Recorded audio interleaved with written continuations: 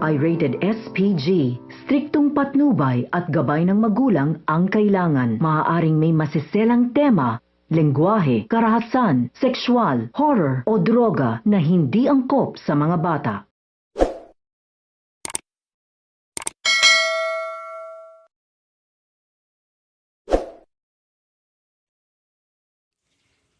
Napansin ni Menchie na inaalalayan ni Jenny ang kanyang kaliwang kamay, kaya tinanong niya ang anak kung masakit ba ito o may masakit ba sa kanya.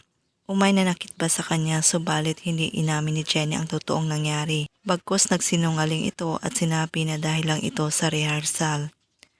Pero sasabihin ni Baste kina Menchie at Perry na sinabi umano ni Yuna at Nancy sa kanya na nasaktan ni Dara si Jenny, kaya masakit ang kanyang kamay.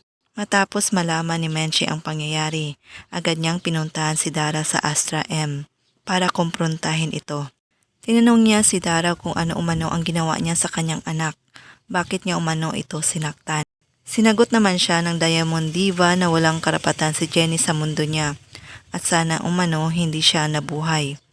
Dahil sa kanyang sinabi, hinila ni Menchie ang kanyang buhok at sinabunutan. Nag-iskandalo nga ang dalawa sa Astra M. Wala na bang pag-asa na magkakaayos pa ang dalawa? Samantala, sasabihan ni Megan si Jenny na mag-promise siya na magiging friends pa rin sila kahit mag-away pa ang kanilang nanay forever. Nag-promise naman si Jenny na hindi masisira ang kanilang pagkakaibigan.